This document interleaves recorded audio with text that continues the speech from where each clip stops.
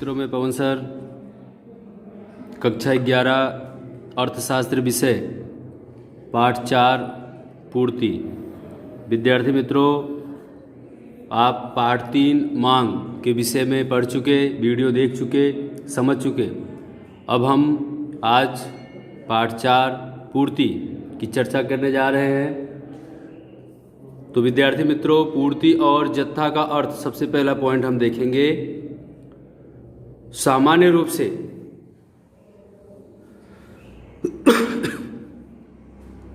उत्पादन, पूर्ति और जत्था के बीच हम कोई भेद समझते नहीं हैं। सामान्य रूप से जो सामान्य भाषा है उसमें उत्पादन हो कि पूर्ति हो कि जत्था हो, इसमें हम कोई भी अंतर नहीं देखते हैं, नहीं समझते हैं, ऐसा हमारा मानना है। लेकिन अर्थशास्त्र की भाषा में इसमें स्पष्ट अंतर दिखाई देता है।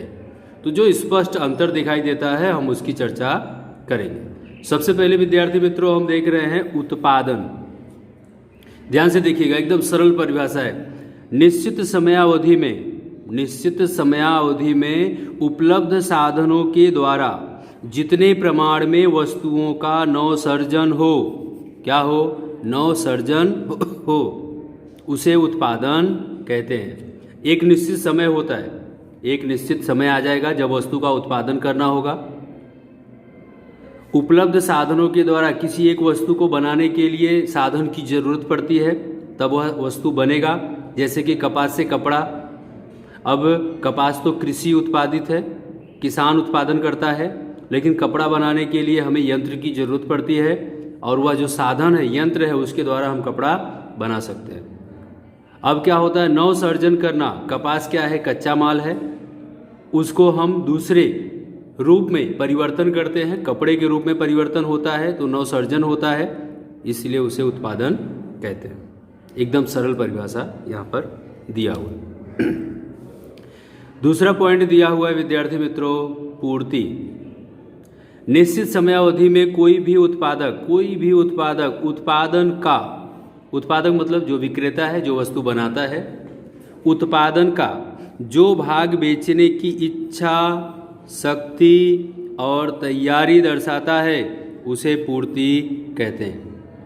एकदम सरल परिभाषा विद्यार्थी मित्रों, जो आपको याद करनी है, परीक्षा में लिखना है। निश्चित समय अवधि के दरमियान, निश्चित समय में कोई भी उत्पादक, जो विक्रेता है वस्तु, ठीक है, उत्पादन का जो भी उत्पादन हुआ है, जैसे एक किसान है, तो किसान मान लो खेत में से 100 बोरा गेहूं का उत्पादन करता है। कितना? 100, जिसमें से वो 40 बोरा गेहूं अपने खाने पीने के लिए रख लेता है, बीज के लिए। अब बचा उसके पास कितना? 60 बोरा गेहूं। 60 बोरा गेहूं बचा। तो ये जो 60 बोरा गेहूं रखा है, ये क्या करेगा? वो रखेगा नहीं, उसको तो बेचना पड़ेगा ना। तो उत्पादक कौन हुआ? किसान। यहाँ पर इस उदाहरण के आधार पर उत्पादन का जो भाग, उत्पादन क्या हुआ? गेहूं। अब बेचने की इच्छा, शक्ति और तैयारी होनी चाहिए। बेचने की हो सकता है उसकी वस्तु, उसका गेहूं रख के सड़ा देवे, गला देवे, प्राणियों को खिला देवे, दूसरे को फ्री में दान में दे देवे, ये उसकी इच्छा है, ठीक है। लेकिन बेचने की क्या होनी चाहिए? इच्छा, कि मैं इसे बाजार में बेचूंगा। शक्ति मतलब कि ये उसके पास होने चाहिए, न तो खाली जाके बाजार में चिल्लाए 60 बोरा गेहूं है मेरे पास ले लो, 60 बोरा गेहूं है मेरे पास ले लो, ऐसा नहीं। क्या होना चाहिए? उसके पास ये 60 बोरा गेहूं बेचने की शक्ति होनी चाहिए। तैयारी का आज बेच ही देना है, जो भी भाव मिलेगा, ठीक है। तो उसे क्या कहते हैं? पूर्ति कहते हैं। अगला पॉइंट है विद्यार्थी मित्रों, जत्था। जत्था अर्थात वस्तु की कुल विक्रय योग्य इकाई का प्रमाण। जत्था अर्थात वस्तु की विक्रय योग्य इकाई का प्रमाण। अब इसमें मैं आपको एक उदाहरण देना चाहूँगा। उदाहरण वो इस तरह से है कि जैसे एक किसान है, वो क्या करता है?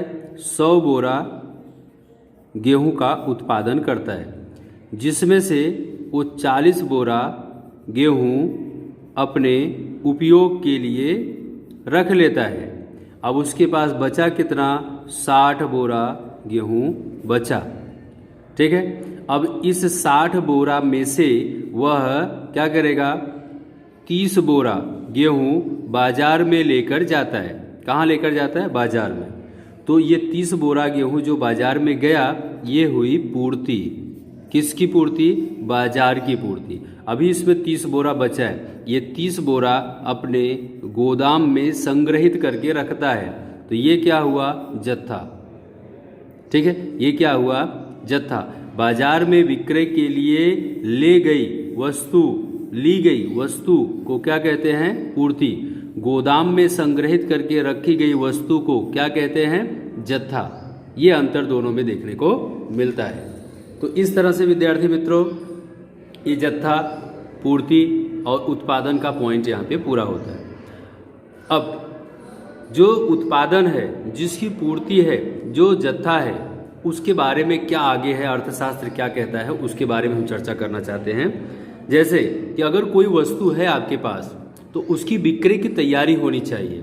क्या होनी चाहिए, विक्रय की तैयारी। जैसे अभी आपने यहाँ पे गेहूं का देखा, तो विक्रय की तैयारी में हम क्या देखेंगे, किसी उत्पादक या विक्रेता के पास, किसी उत्पादक या विक्रेता के पास वस्तु का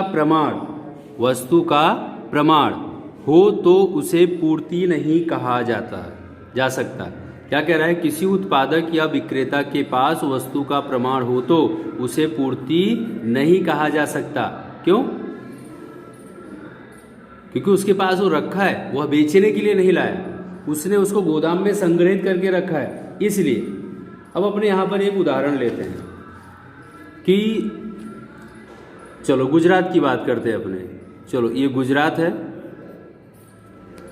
तो गुजरात में एक ऑयल मिल है। क्या है, ऑयल मतलब तेल। ये क्या है, मिल है। गुजरात के अंदर एक मिल है, किसकी, तेल की। अब तो जो ऑयल मिल है गुजरात के अंदर, व्यापारी के पास 500 डिब्बे हों, किंतु तेल के भाव बढ़ने की अपेक्षा से एक भी डिब्बा बेचने की तैयारी ना हो। अब जो गुजरात का जो व्यापारी है, कौन है, व्यापारी, इसके पास 500 डिब्बे तेल के हैं। कितने डिब्बे हैं, 500। लेकिन ये क्या सोचता है कि भविष्य में तेल का भाव बढ़ेगा तब मैं बेचूंगा, इसलिए आज वर्तमान में, प्रेजेंट टाइम में, यह व्यापारी एक भी तेल का डिब्बा बेचता नहीं है। ठीक, पहली कंडीशन। तो आज डिब्बे की पूर्ति कितनी होगी, 0। पूर्ति क्या हो जाएगी, 0। क्यों, ये 500 डिब्बे कहाँ पे पड़े हुए हैं, गोदाम में। कहाँ पड़े हुए हैं, गोदाम में। किस स्वरूप में पड़ा हुआ है, जत्था के स्वरूप में। जब ये बाजार में आएगा तब पूर्ति मानी जाएगी, क्योंकि इसने आज एक भी डिब्बा बेचा नहीं।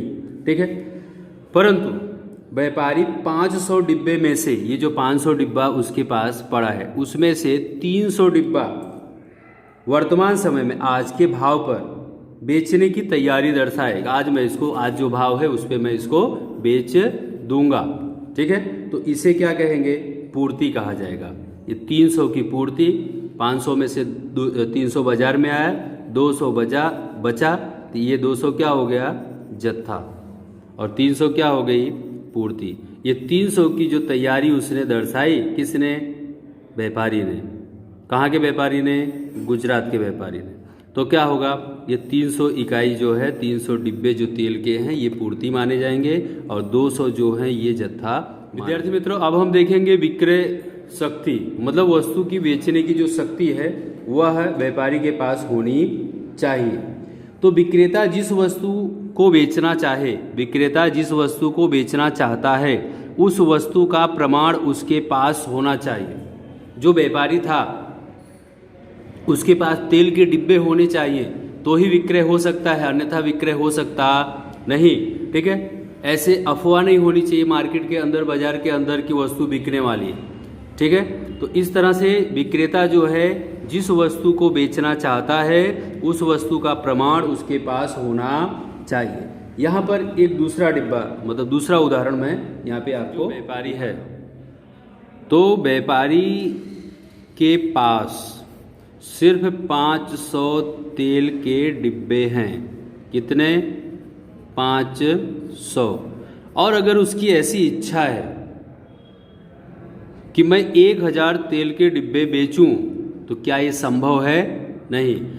वह कितना बेच सकता है, कितना विक्रय कर सकता है? सिर्फ 500, क्योंकि उसके पास पूर्ति कितनी है? 500। इसलिए तैयारी कितने की रख सकता है? शक्ति उसके पास कितने की है? सिर्फ 500 की। तो 500 ही बेच सकता है, उससे अधिक बेच सकता नहीं है। इस तरह से विद्यार्थी मित्रों, अब अगला पॉइंट है विक्रय की इच्छा। ठीक है। वस्तु बेचने की शक्ति और तैयारी होने के साथ साथ उत्पादक मतलब जो विक्रेता है कि वस्तु बेचने की तैयारी भी होनी चाहिए। वस्तु बेचने की जो शक्ति है उसके साथ साथ शक्ति और तैयारी के साथ, शक्ति और तैयारी के साथ उसकी क्या होनी चाहिए? बोलो। तैयारी भी होनी चाहिए। इच्छा और शक्ति के साथ साथ क्या होनी चाहिए? तैयारी भी होनी चाहिए। अगर उत्पादक वस्तु बेचने की तैयारी नहीं रखता है तो क्या होगा? उसकी वस्तु बिकेगी नहीं।